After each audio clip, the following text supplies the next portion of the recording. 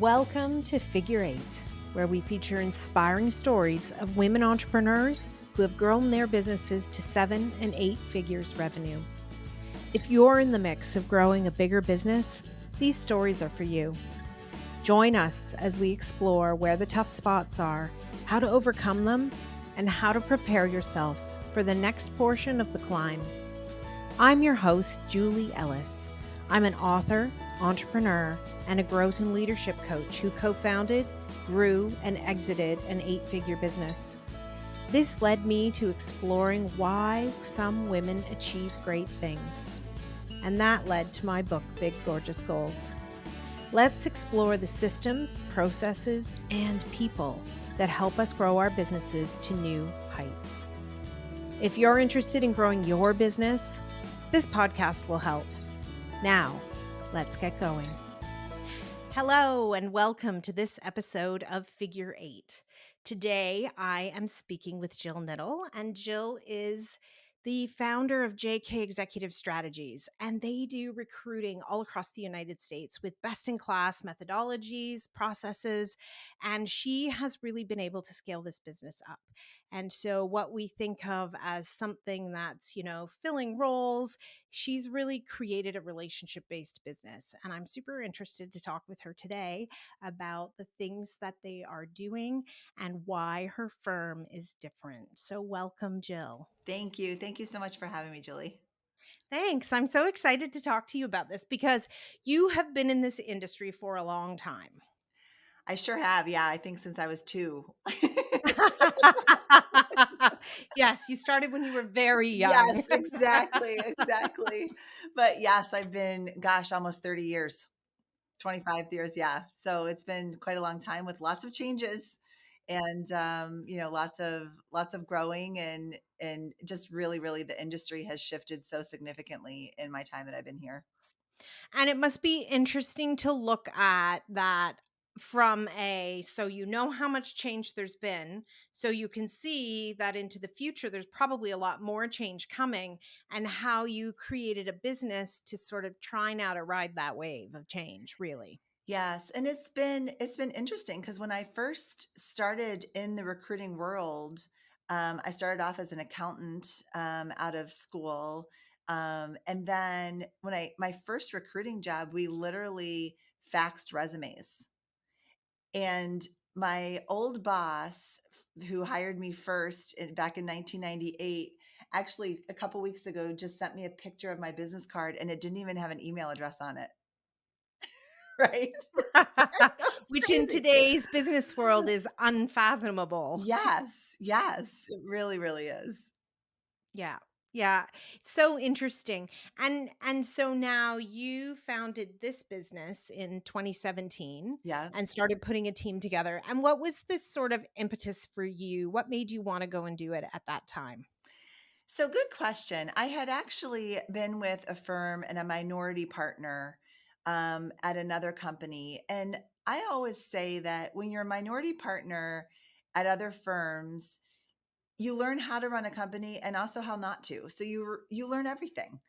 And at that time, I got to the point that I wanted to be able to create, in my mind, what I felt was a different way to go about recruiting and a different way.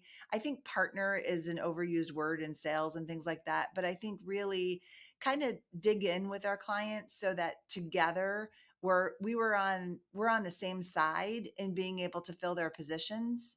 So the process that I created is very different than I've ever seen before, and it's really worked and created a lot of trust with our clients.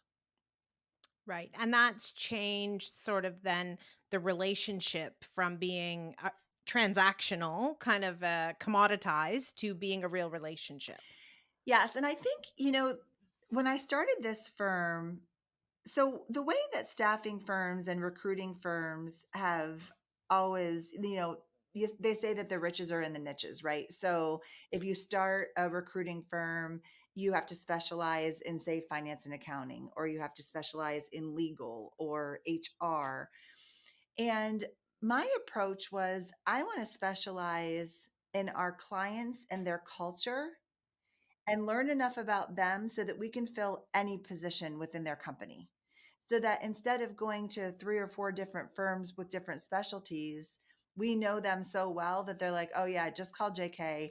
They know us, they know what kind of person we look for, they know our history and that type of thing. So we really dig deep with our clients when we initially bring on our first search to be able to understand all there is to know. And we say the good, the bad, the ugly, because we really want to make sure that when we're talking to positions, talking to candidates about positions, we can say, hey, these are the things that after 3 or 6 months, you're going to call and say, hey, I didn't know this, and it's really, really worked because our clients, I want to say, I should know the stat off the top of my head, but it is over 50% of our clients are repeat clients. Right. Right. So instead of that client being like, I need, 5 recruiters for the 5 major areas or however many, they're all coming to you and you're getting to know them and what kind of people are going to thrive in their environment. Yes. Yeah, because it's true. I mean, even the best employer doesn't always mean that that individual is going to fit in that culture Right. and be successful. Right. And that's why we spend time, it's funny because some firms, will bring in, a client will email a job description and all of a sudden the recruiters will start working on it. And to me, I don't know enough information at all from a job description. So a lot of it is, ask the questions, ask more, ask the whys. And especially with diversity recruiting and really a lot of focus with 30% of our positions come through not-for-profit world. And DEIB is so, so important. And us understanding the whys behind the qualifications helps us to be open in recruiting as well. So there's a lot that goes along with that when we have those next level conversations with our clients to understand where they're coming from. Yeah. And how then, so you started out with this idea that you were going to do something kind of different when you founded the firm. And Mhm. now you've grown to have a team of more than 13 people, I Yeah. think. Is that Yeah. right? Yeah. And so how and relatively quickly, given, the way the world has been, that is really great and amazing. What is it like now? Because now you're not, I mean, you may still be doing some recruiting or having relationships with clients. I get that, but you're not in those day-to-day kind of details. Yeah, so that's probably been the biggest challenge because if I look back at when I started the company, I literally thought, I'm going to work out of my basement. I'm going to do a few searches of a year and it's just going to be me. And then within 6 months, I was just so busy that I needed to bring on an employee. And then all of a sudden, I'm like, oh, I have to figure out how to do payroll and I have to do this and I have to do that. So we have grown, and I've been the lucky thing is because I grew up as an accountant, I was able to do my books, I was able to do the HR, I was able to really not have to have overhead money go towards those disciplines until I really needed to hire a controller. Now, granted, I did all my books on Sundays, but it works, and that's what you do as a startup entrepreneur. Now it's different because I have to think, where is the highest and best use of my time? And we really have had to grow. In order to grow, we've had to add so much process and so much structure in so that every search we deliver, our clients will know that no matter who's their who's their point person here, they will get the same service, the same reporting, the same quality from JK, no matter who it is.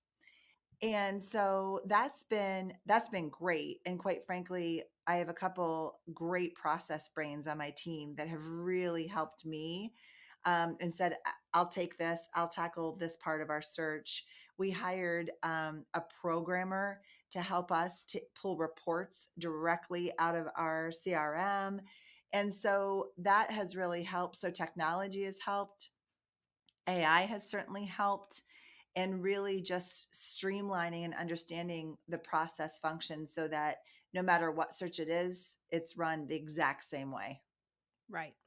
Yeah, and I think that's one of the hardest things about moving from, it being you to moving to, you have recruiters that are working is like getting everything out of your head. Yes. Right. And that's where I think we can all get into that trap of, well, no one's going to do it the way I do. Right. So I can't let go of this. Yes. And honestly, I have to. And so just from a leadership perspective, some of it is because I love it. So some of it is like, oh my gosh, I love when a company finds a phenomenal candidate through us and it goes together like a marriage and because it's so exciting. But I also have to let my team feel that. And it's not mine to feel anymore. It's theirs to feel because I always say to them, you're running a business on your desk. It's under the umbrella of here, but you are running a business. And so they have to feel empowered to be able to make those decisions, still can run things by me. But again, I'm always asking, myself, you know, do I really need to be involved in this search? How can I step away? I have very, very talented people that team members that are fantastic, and I need to make sure that my company, my clients know. And sometimes I actually have to practice saying, you know what, I'm really busy running this company, and you'll be in much better hands with Allie. Right. Because Allie's actually going to wake up every day and think about the recruiting files she has on her desk. Exactly. And so Mhm. that's really what I had to get used to is, I would love to be able to introduce you to a member of my team. I'll sit with the intake, do the introduction and things, and I'll be here if they need me, but their 100% of their time is spent servicing you, and that's how it should be. Right. Yeah. Yeah, which is a great way of framing it in terms of and that you're always there, you're not going away, but you can't be that day-to-day Yeah. connection. Yeah. Because I have to now think about strategy, what gets us to 8 figures? What gets us to the next level? And if I don't think about that, we won't get there. No, and I think also if you keep messing in people's worlds that it work for you, they're not going to want to stay either, Right. right? So to get that high quality person and to train them well and let them do their job, you also need to back off and let them do their job. Yeah. Well, and that's also the aha moment that I had not too long ago because, with so much focus in the business world around growth, there's awards for fast growing companies. There's awards for, fast growing WMBEs. And I particularly don't want to grow for the sake of growing because I don't, I just feel like it sounds like, well, why would I want to grow? Is it ego? And I finally got to the sense that I was like, you know what? I need to grow because my team members need to be able to grow in their careers. And they need to be able to be in leadership positions. And they need to be able to take the job that I had 5 years ago to continue to elevate and to level up. And if I don't let that happen, you're right, they will leave. And so that's really been kind of an aha moment for me of, oh, I want to grow because I want to give them opportunity. I have phenomenal people under this roof that want to go and want to grow. And I need to allow that to happen and really create that for them. Right. And so as you start to pull up in terms of, where your view of the business is, how do you let go and, how do you think about building those kind of barriers or decision points or, because that the day has gone when you know every little thing that's happening in the business. Yeah. I think first and foremost, you have to have a really, really great trusting relationship with your leadership team. So from that perspective, understanding that there's going to be things that land on the leadership team's desks that I might not have purview to, but I also have a trust that if they're not comfortable with where it's going, that they're going to be like, hey, I need about 5 minutes for you because I got to update you on a situation going on. And so having the trust to know that they will manage upward when they need to, and when they need their attention, your attention, they'll manage it. And I do have that trust, and I'm so lucky to have it because there's really nothing. I don't wake up in the middle of the night wondering how a search is going because if something's going wrong in a search, they'll let me know. Or if something's going wrong from a client perspective, they'll let me know.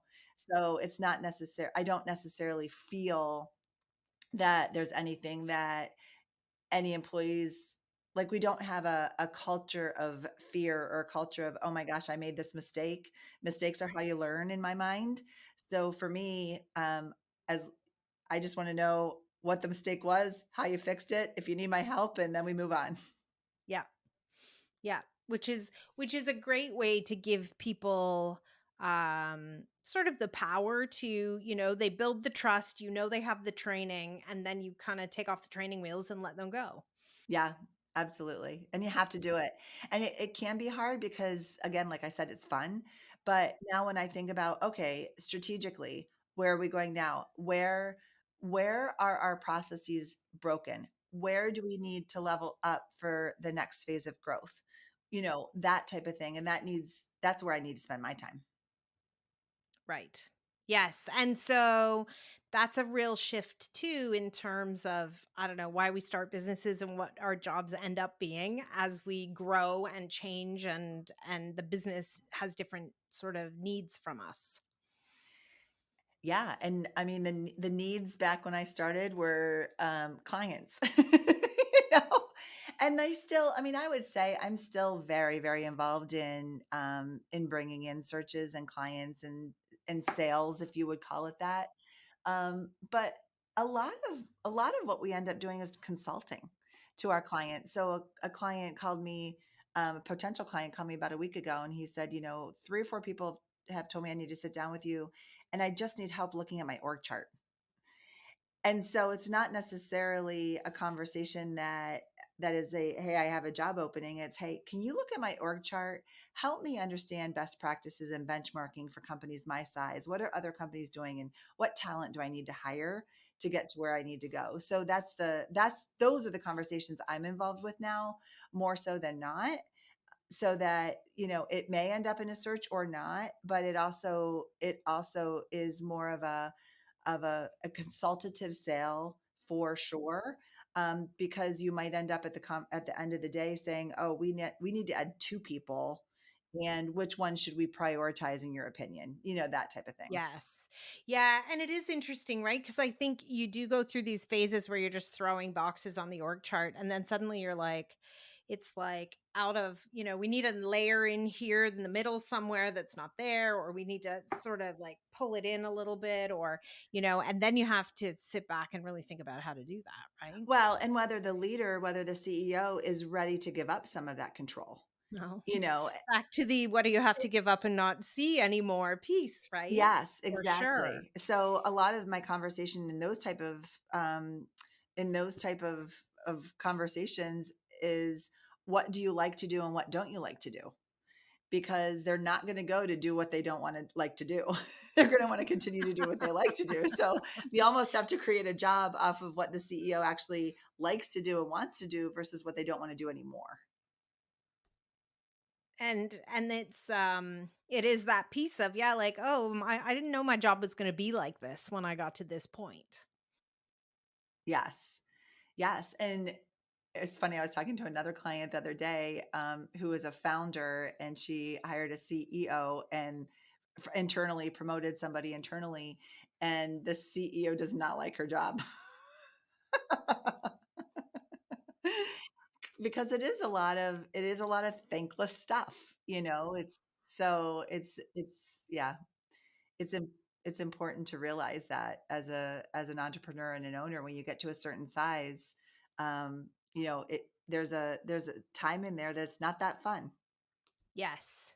Yes, it's true, right? You pass through these and you think, "Oh my gosh, is this ever gonna end?" And then, suddenly it does, and the, light opens up again, and it feels a little bit easier for a while. But there are those, where you're sort of trying things and things aren't exactly working, and you're, sort of, you gotta cast your fishing rod and put the hook in the water a whole lot of times before you feel like you've done it the right way. Yeah, agreed. Yeah. Absolutely. Yeah, and that can be hard. Mhm. Because you don't know because you feel like, it's like banging your head against the wall. It's like, "Oh my gosh, why isn't this working? This is what I thought we needed to do," and things like that. So, it is. And sometimes you have to bring in experts that are not necessarily under your roof. And that's really where my next phase is going. Right. So it's about now looking out for like advisors or mentors that are going to help you to sort of tackle the big questions for what's next. Yes, and really how to scale a search firm that is largely regional. So the firm was created on relationships. So how do you forge relationships not in your own community? Yeah.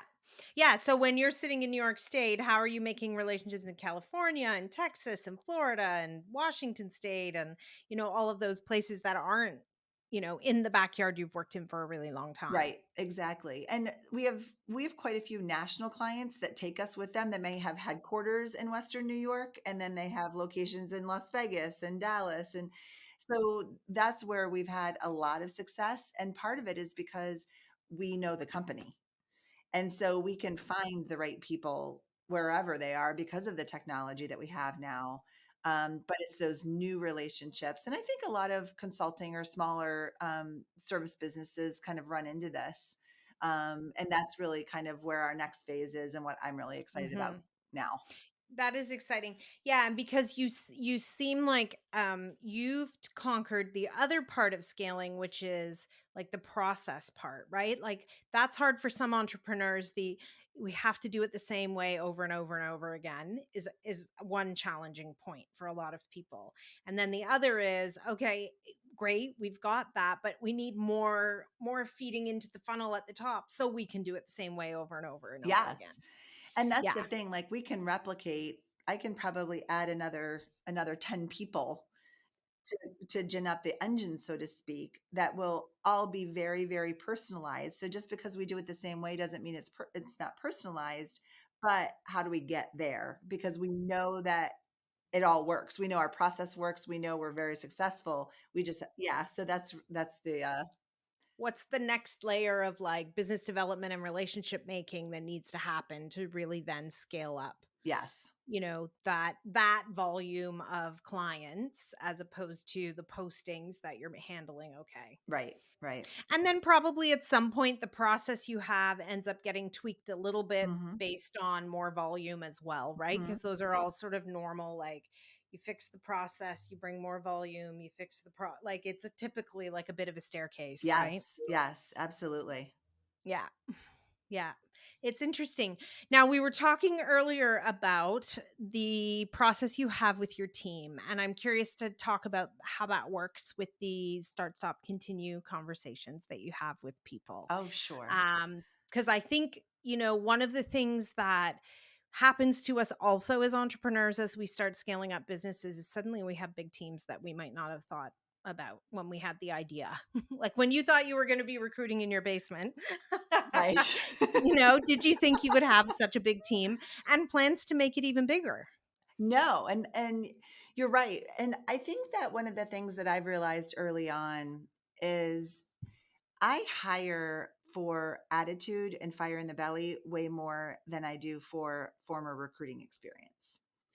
And I can teach recruiting, I can teach our process. We're very, very different than other firms. So, from that perspective, I can teach that. So, I bring in really, really bright people. And the most important part of it is that I need to listen to them and I need to provide um, the space to be able to listen to them. So I created a process that we do every year, and I've done it since the first year. Um, and I do it in February, and it's the start, stop, continue meeting. So the questions that I ask are, uh, what should we start doing? What should we stop doing? And what should we continue doing? And then I ask, if you left here today, why would you leave? Because that'll give me the real feeling about how they're feeling about their job. And then the second question is, if you ran this company, what would you do differently? And it has really provided some great ideas. It's provided some brainstorming around things that I heard consistently across all team members. And it's allowed for dialogue to let some of the youngers or less experienced know that I actually care what they have to say, and what they have to say is really valuable. Now, I will also say some of it's really hard to hear. So of course, when you have your own company, you want it to all be perfect. Well, it's not all going to be perfect all the time, every day. So, what I hear what they need, I hear what they want. I mean, things like I'd really like to have a treadmill in the kitchen. Some of those things don't necessarily fly, but But I um, did see a dog wandering there around in the are background. dogs. So, Yes, we do bring our dogs to work. It's created a different schedule than we've had. So we have core hours from 9 to 3, Monday through Thursday. Um, and those core hours are when people need to be in the office, but they can come in at 7, leave at 3, come in at 9, leave at 5, whatever that they need to do for their lives. And then Fridays, we work from home in the mornings. And if our work is done, we sign off at noon. And the thing is about a firm like this, and I understand that not all companies can do it because we're not a manufacturing facility, we're not, home healthcare, but people, we're always working all the time because we're tied to our phones. So it's not like if an offer was going to be made through one of our clients on a Friday that we wouldn't be answering the phone. It just allows people to maybe potentially travel on Thursday evenings, work in the morning for half day, and then have a whole long weekend with their families or something like that. So it allows for more flexibility, and I think just more freedom to live their lives the way that they want to. But that's one of the things that came through the Start, Stop, and Continue. One of the ideas. Um, you know, we also do we also do a lot of work around our personality profiles. So we use the DISC, we use the Enneagram. So some of the suggestions have come, like we should do them more, or we want to hear from you about X, Y, and Z, because there's so much information out in the world right now about AI and things like that. We decided to do a Wednesday afternoon meeting. We call it, what did we call it? Brews and Learn. So feel free to have a beer or not, but we each presented once a week to say, hey, this is what I've learned recently, and I want to share it with you, team members, because it might be interesting to you. And some of it came through in leadership, some of it came through in AI, some of it came through in tech. We had a clothing exchange about sustainability. So it was really interesting, and everybody got to do what they wanted to do. And those all come out of those Start, Stop, Continue meetings. right. Right. That's so interesting. And I mean, obviously, you've built a culture and a rapport with those team members that they are pretty open and honest with you. Hmm. Yeah, and they have to, because if you don't have that, you're not going to get what you need. So why have the meetings if you know But again, sometimes it's hard. It's like the first 360 I ever did, I cried. You Yes, know? I think everybody did. And sometimes you cry about some of the things people see in you that you like didn't even kind of realize, like for the good stuff too. But there's always those couple of things where you're like, "Ugh, I know." Right, exactly. I know my blind spots. Thanks for Yeah. reminding me. Hmm. Yeah. I think that's a really great way though to like let's face it, we people want to work in different ways today, right? So listening to the input you can get and seeing what you can do, because you're right, you can't do it all. But there are a lot of things you can do. Yes. Yeah. And you're exactly right. Some things you can say, "Oh, absolutely, that's a great idea." And other times I'm like, "Where did that come from?" Like, that's completely left field. But I think as you grow too, from a company perspective, yes, it's important to have policies and procedures, but it's also important to listen. So this year we had our first maternity leave. And so our new mama came to me and she's like, "What's our maternity leave policy?" I'm like, "What do you want it to be?" Like, let's figure it out. my goal is I don't want it to be hard to have babies here. And we're busy, but we need to be able to allow the space so that people feel like they can have families here and they can live the life that they want to live.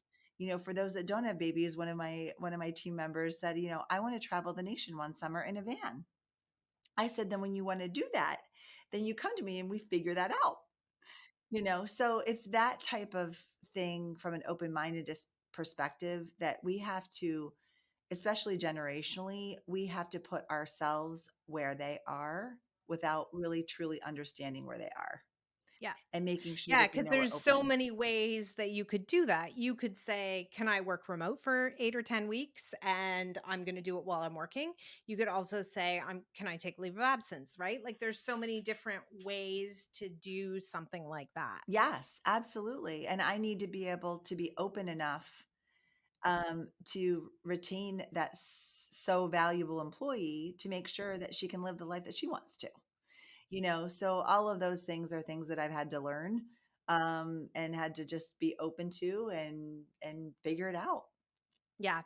I think it is interesting doing some of those things too, because like in our business at Mabel's Labels, we had unlimited vacation. And, everybody goes, "Ugh."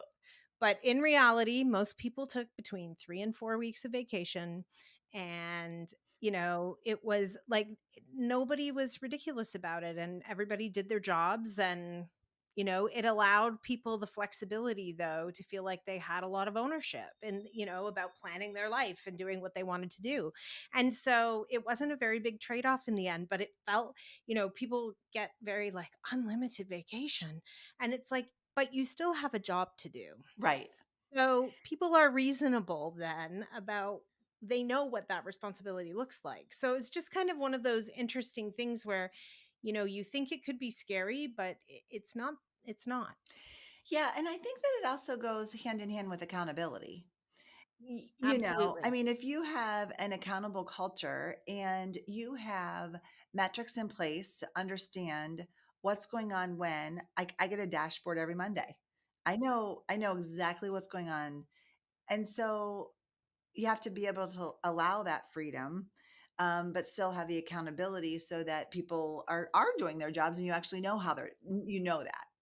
Yes, and ultimately, I think a little bit more responsibility ends up falling back on you, as if you hire somebody who can't fit that culture of accountability and do what they're supposed to do, they're probably not going to resign, so you're probably going to have to move them along, Yeah. right?